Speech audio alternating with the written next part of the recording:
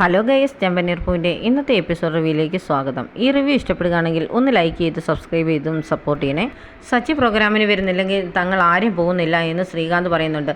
അന്നേരം സങ്കടത്തോടു കൂടി വന്ന് സച്ചിയുടെ അടുത്ത് നിന്ന് ശ്രീകാന്ത് പറയും, ഏട്ടൻ വരണം, എനിക്ക് കല്യാണത്തിനോ ആരും വന്നില്ല, അത് കാരണം ഇതിനെങ്കിലും എല്ലാവരും പങ്കെടുക്കണം, എനിക്കെല്ലാവരും കൂടെയുള്ള ഒരു കുടുംബമാണ് ഇഷ്ടം, അല്ലാതെ ഞങ്ങൾ മാത്രമായിട്ടൊരു കുടുംബത്തിനെക്കുറിച്ച് ഞാൻ ആലോചിക്കാറില്ല എന്നൊക്കെ പറയും.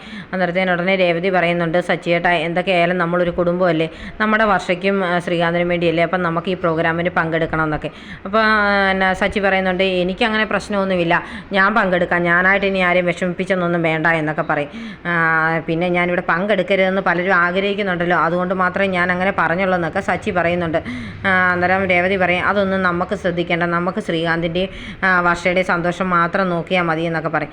അന്നേരത്തേന് സച്ചി പറയാം, ഞാൻ വരാമെന്ന്. അത് കാണുമ്പോഴത്തേന് ശരിക്കും സന്തോഷമാകുന്നുണ്ട് ശ്രീകാന്തിനും വർഷയ്ക്കും. പക്ഷേ ചന്ദ്രമതിക്ക് ഒട്ടും ഇഷ്ടപ്പെടുന്നില്ല. സ്തുതിക്ക് പക്ഷേ സന്തോഷമൊക്കെയാണ്. അന്നേരം ചോദിക്കുന്നുണ്ട് രേവതി രവിയേട്ടനോട്, അച്ഛൻ ഇനി വരത്തില്ലേന്ന്. അവൻ വരുമെങ്കിൽ പിന്നെ എനിക്ക് ഒരു കുഴപ്പമില്ല എന്ന് പറയും. രേവതി ചേച്ചിയും വരണം, എന്നാലേ പറ്റത്തുള്ളൂ എന്നൊക്കെ വർഷയും പറയുന്നുണ്ട്. അപ്പോൾ ചന്ദ്രമതിയോട് രവിയേട്ടൻ പറയുന്നുണ്ട്, ഇപ്പോൾ എല്ലാ പ്രശ്നവും സോൾവ് ആയല്ലോ, എല്ലാവരും എല്ലാ പ്രോഗ്രാമിനും പങ്കെടുക്കും, ഇനിയിപ്പോൾ ഒരു കുഴപ്പമില്ല, നീ പോയി മുമ്പേ എനിക്ക് എടുത്തുകൊണ്ട് വരാമെന്ന് പറഞ്ഞ് ആ ജ്യൂസിങ് എടുത്തുകൊണ്ട് വരാൻ പറയും.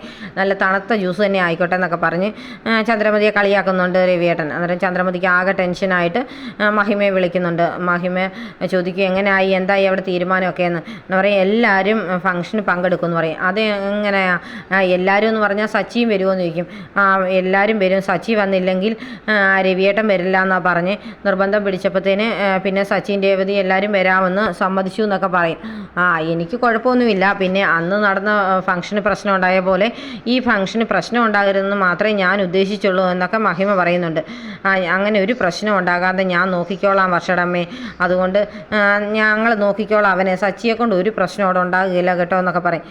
ഞങ്ങൾക്ക് കുഴപ്പമില്ല, പിന്നെ ഒരു പ്രശ്നമായി കഴിഞ്ഞിട്ട് പിന്നെ പറഞ്ഞിട്ട് കാര്യമൊന്നുമില്ലല്ലോ എന്നൊക്കെ മഹിമ പറയുന്നുണ്ട്. എന്നിട്ട് ഫോൺ വെച്ച് കഴിയുമ്പോൾ മഹിമയ്ക്ക് ഭയങ്കര സന്തോഷമാകും. അത് കാണുമ്പോഴത്തേന് വർഷയുടെ അച്ഛൻ വന്ന് ചോദിക്കുന്നുണ്ട്, എന്താ നീ തന്നെ ചിരിക്കുന്നത്, അല്ല ഫംഗ്ഷന് സച്ചിയും വരാമെന്ന് പറഞ്ഞിട്ടുണ്ടെന്ന് പറയും.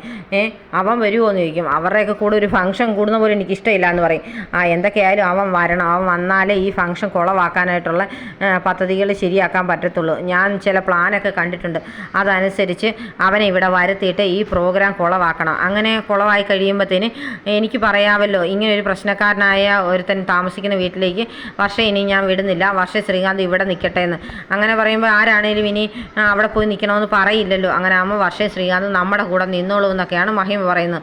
നിൻ്റെ പ്ലാനൊക്കെ കൊള്ളാൻ, നടന്നാൽ മതിയായിരുന്നെന്ന് വർഷയുടെ അച്ഛനും പറയും. രേവതി അടുക്കളയിലായിരിക്കുന്ന സമയത്ത് ചന്ദ്രമതി അങ്ങോട്ട് ചോദിക്കുന്നുണ്ട്, ഓരോ പണികളും തീർന്നു എന്നൊക്കെ. അതിന് അച്ഛനുള്ള പാല് ചൂടാക്കിയാൽ മാത്രം മതി അമ്മേ, ബാക്കി എല്ലാ പണിയും തീർന്നെന്ന് പറയും.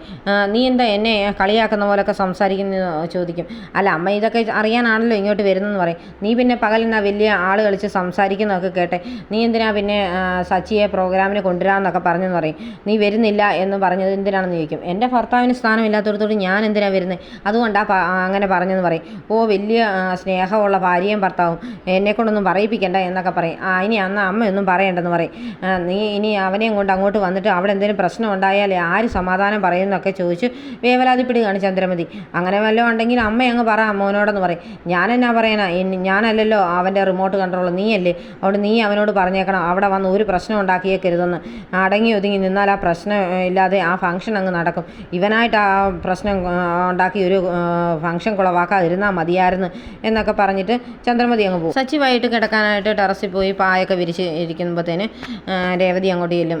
നീ എന്താ വന്നെന്നൊക്കെ ചോദിക്കുന്നുണ്ട്. അതല്ല, ഇന്ന് പകൽ സംസാരം നടന്ന പോലെ സച്ചിയേട്ടൻ ആ ഫംഗ്ഷൻ വരുമ്പോൾ ഒരു പ്രശ്നമൊന്നും ഉണ്ടാക്കരുതെന്ന് പറയും. നീയും എന്നെ അങ്ങനെയാണോ കരുതുന്നത്? ഞാൻ അങ്ങനെ എന്തെങ്കിലും പ്രശ്നം ഉണ്ടാക്കാറുണ്ടോ? ഉണ്ടാക്കുന്ന പ്രശ്നത്തിന് എന്തെങ്കിലും അതുപോലത്തെ കാരണം കാണും, അല്ലാത്തടത്ത് ഞാൻ ചുമ്മാ പ്രശ്നമൊന്നും ഉണ്ടാക്കാറില്ലെന്ന് പറയും. ഇത് തന്നെയാണ്, ഇങ്ങനെ എന്തെങ്കിലും പറയുമ്പോൾ തന്നെ തട്ടിക്കയറിയാൽ എങ്ങനെയാണ് ശരിയാണെന്നൊക്കെ പറയും. അവിടെ ചെന്ന് നമ്മൾ വർഷയുടെ ശ്രീകാന്തിൻ്റെ ഫംഗ്ഷന് പങ്കെടുക്കണം, അവരെ മാത്രം നമ്മൾ ശ്രദ്ധിച്ചാൽ മതി, നമ്മളായിട്ട് അവർക്കൊരു പ്രശ്നം ഉണ്ടാക്കരുതെന്ന് പറയും. ഞാൻ അച്ഛന് വേണ്ടിയും നിനക്ക് വേണ്ടിയും വർഷയ്ക്കും ശ്രീകാന്തിനും വേണ്ടിയായിട്ട് ഞാൻ സമ്മതിക്കാം, ഞാനായിട്ട് ഒരു ആ ഫംഗ്ഷന് ഞാൻ ഒരു പ്രശ്നം ഉണ്ടാക്കത്തില്ല, എന്നെ തല്ലിയാൽ പോലും ഞാൻ മിണ്ടാതെ നിന്നോളാം, അതുപോലെ എന്നൊക്കെ ചോദിക്കും. അത് മതി എന്നൊക്കെ പറയുന്നുണ്ട് രേവതി. അന്നേരം പിന്നെ ഒരു കാര്യമുണ്ട്, എന്നെ എന്ത് പറഞ്ഞാലും ഞാൻ ഒന്നും മിണ്ടാതെ കേട്ടവാതി നിന്നോളാം, പക്ഷേ അച്ഛനെ എന്തെങ്കിലും അപമാനിക്കുകയോ അതിനനുസരിച്ച് സംസാരിക്കുകയോ ചെയ്താൽ ഞാൻ കേട്ടോണ്ട് നിന്നെന്ന് വരികയില്ല, അന്നേരം പിന്നെ എന്നെ പിടിച്ചാൽ കിട്ടത്തില്ല. ആ കാര്യം ചന്ദ്രമതിയും മക്കളും മരുമക്കളും എല്ലാം ഒന്ന് ഓർത്തിരിക്കുന്നത് നല്ലതാണെന്ന് സച്ചി പറയുമ്പോഴത്തേന് രേവതിക്ക് ആകെ ടെൻഷനാകുകയാണ്. അവിടെ ചെന്ന് എന്തായാലും എന്തെങ്കിലും പ്രശ്നം ഉണ്ടായാൽ സച്ചി കയറി ഇടപെടുമെന്നുള്ള കാര്യം ഉറപ്പാണല്ലോ. സച്ചി പറയും, എന്തായാലും ഞാൻ എൻ്റെ ഇതനുസരിച്ച് നിന്നോളാം, പക്ഷേ ഇങ്ങനൊരു പ്രശ്നം ഉണ്ടാകാതെ നീ നോക്കിക്കോണം എന്നൊക്കെ പറഞ്ഞിട്ട് സച്ചി കയറിയും കിടക്കും. രേവതി ആകെ ടെൻഷനോടെ താഴേക്ക് ഇറങ്ങി പോവുകയാണ്. പിന്നീട് കാണിക്കുന്നത് ശ്രുതിയാണ്. ശ്രുതി കൂട്ടുകാരിയായിട്ട് അന്നത്തെ ഫംഗ്ഷൻ്റെ കാര്യമൊക്കെ ഡിസ്കസ് ചെയ്യുകയാണ്. ഈ ഫംഗ്ഷൻ നടത്തണമെങ്കിൽ ശ്രുതിക്ക് ഒരുപാട് കാശ് വേണം, അതിനുള്ള കാശിന് ഒരു വഴിയും കാണുന്നില്ല. കൂട്ടുകാരിയോട് ചോദിക്കുമ്പോൾ കൂട്ടുകാരി പറയുന്നത് ആകെ 10,000 രൂപ കയ്യിലുണ്ട്, അത് വേണേൽ തരാമെന്ന്. അതൊന്നും പോരാ, ഏറെ കാശ് വേണമെന്ന് പറഞ്ഞ് അമ്മയെ വിളിക്കുകയാണ്. അമ്മയോട് വിശേഷമൊക്കെ തിരക്കുന്നുണ്ട്. അമ്മ പറയും, മോനും ഞാനും ഒക്കെ സുഖമായിരിക്കുന്നു, ഞാൻ ഇച്ചിരി സാധനമൊക്കെ മേടിക്കാൻ പുറത്തേക്ക് വന്നതെന്നൊക്കെ പറയുന്നുണ്ട്.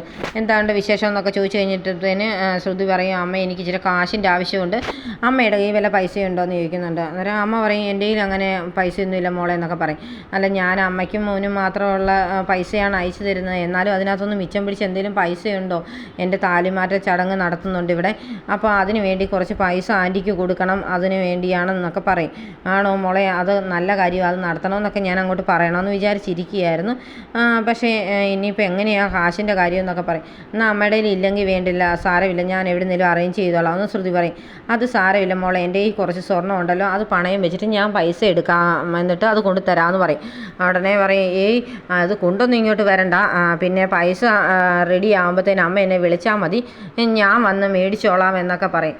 അതല്ല മോളെ, മോടെ കല്യാണമോ കൂടാൻ പറ്റിയില്ല, ഇതെങ്കിലും കൂടണമെന്ന് ആഗ്രഹം കൊണ്ട് പറഞ്ഞു പോയതാ, ഞാൻ വരുന്നില്ലെന്ന് പറഞ്ഞ് അമ്മ അങ്ങ് ഫോൺ വെക്കുന്നുണ്ട്.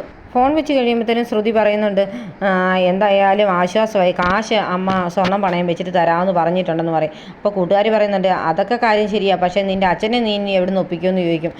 അതാണ് പ്രശ്നം, അതുകൊണ്ട് ഞാനൊരു പ്ലാൻ തയ്യാറാക്കിയിട്ടുണ്ട്, അന്ന് ആ ഫംഗ്ഷനിൽ എന്തെങ്കിലും പ്രശ്നം ഉണ്ടാകുകയാണെങ്കിൽ അച്ഛൻ വന്ന വഴി തന്നെ തിരിച്ചു പോയെന്ന് പറയാമല്ലോ എന്ന് പറയും. അവിടെ എന്ത് പ്രശ്നം ഉണ്ടാകാനാണെന്ന് ചോദിക്കും.